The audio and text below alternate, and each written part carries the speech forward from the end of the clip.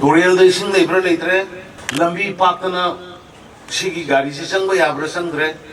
Carino Equinato with the Bese. Come in the Loina Tina, we are related to Quino, to Hero Pahu, we are right. Voluntary when the Toki Pata. MAMI TV की Manipuri prime time news में ताबरीब सिंबु चन माबमना खुरुमजरी हौसे पाउ संदोना पिजरी अनोबा technology यारबा Manipur fire service की गाड़ी तरामाथोई तोंगान तोंगान बे डिस्ट्रिक्ट तरामाथोई द पीनबा chief minister N Biren ngasi lamthakle global warming ना लमदम असिदा ओहेलकलिबा फिबम मियाम पुना खंगमिनबा मतोइरे हाइना चीफ मिनिस्टर एन बिरेना फुंगदोक्रे ngasi मणिपुर फेयर सर्विस ना सिंदुरा इम्फाल की खुमल लंपाक स्पोर्ट्स कॉम्प्लेक्स पांगथोकिबा थोरम अदुदा अनोबा टेक्नोलॉजी यारबा फॉर्म CO2 टेंडर मापन अमसुंग वाटर बोजर गाड़ी अनि लमथाकी गाड़ी सिंग अदु थौबाल मोरे विष्णुपुर तमेंगलोंग जिरीवाम सेनापति कांगपोपी उखरुल अमदे चुरचानपुर फेयर सर्विस की ओइना गाड़ी अममम अदुगा इम्फाल की ओइना गाड़ी अनि लमथाबा अदुदा यावकी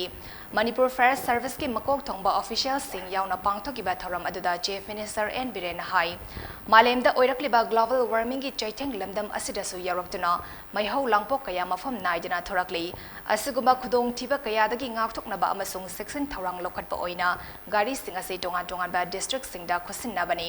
hauzik lamdam asida water body marang kaina leraktaba maramna isingi awatpa asi section ningai oiba fibam amada lerakle masina mafam amada maihau langpok thorakpa matamda khudong chadaba fibam amasu mayok nadaba nate loinena imphal manungi lerak khulak ayambana fire service ki gari ngasi lamthariba asigumba gari sing changba yaroidaba kaya leire khudong thiba thokpa ama thorakpa matamda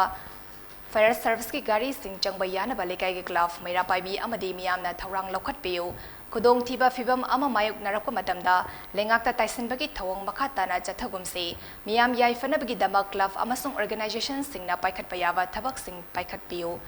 ओइरकलिबा फिबम Singh नाथैदुना थंबगी हैनबी थादोक्तुना ngasi miyamgi damak khusinariba gari sing asigi service yohanbada mating pangbiyu haina chef minister en birena makhatana appeal tawki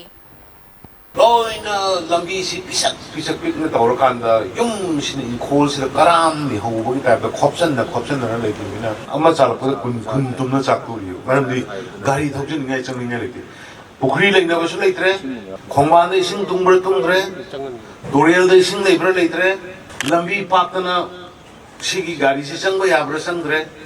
kari noi khoina tawbada base Comment the Loina Tina, we are related to Quino, to Hero Pahu, we are right. Voluntary when the Toki Pata. Lekai, Mayam Tolak, and I quit Tatama, Sangbayana, Tari, so was his Sangbaya, said, Sing the Oigera, Tamdo Igramaru in Infal Manungi, otherwise Singi, this is headquarters sing. Lampakota Hopson of his Topiobo. Mayangi like can never property can never. Although she's Sangbaya that did my tongue. I know Bugari, Taragamatoi. With modern technology, lakpagi launch of which they manipulate on the building. TV discussion among the Pamakan, the Sakar Saver, Drug Pabasali, which is Saver, Padanada Lake,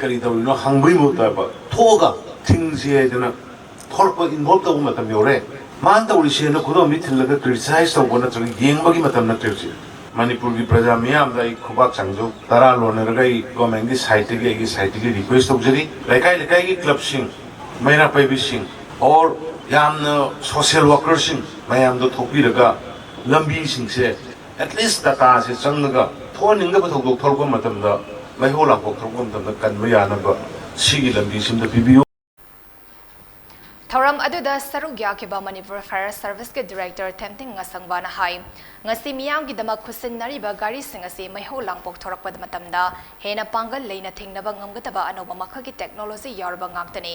mai thuna sakanba yaba polam sing leiba oil depot natraga LPG bottling plant na chingba mafam singda sathiba makha gi maiho langpok thorakpa matamda gari sing asina laksin ba ngamlagani mamangda asiguma makha gi gari amata manipur fair service ki oina leramde haina themthing ngasangwana makhata city area, if there is any incidence of fire, hopefully with these two water houses, we will be in a position. And the other is the form CO2 crash tenders. This is specifically meant for helicopters, helipad service. In fact, last time when the audit came, we had no explanation to give because we did not have the adequate facility to deal with these things. So in fact, sir, inflammable substance labor, oil tepo, malum ki oil tepo kumba,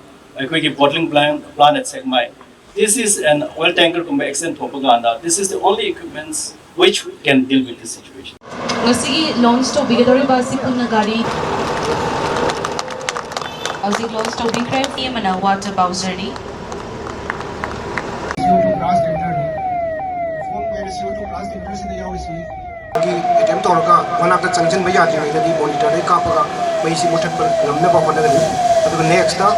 firefighter कोई वैसे बाहर ही वह Francis ANOVA technology ने उठोपा अभी वो multi branch में वहाँ तो वो फायर आपस में नवी आवाज़ में वो मल्टी फंक्शनल होता है गाड़ी में खाना में चीज़ तो कहीं को मानक बना वही चाकू में तमदा गाड़ी इधर ना तो मी वो जाए कोई ना मसी इसे लगा ना कोई मी दिशा में आता है अदुगा कोई सीलिंग गुम्बा ना तो गोडाउन गुम्बा ना हाजिर करका मतलब तो उंगा का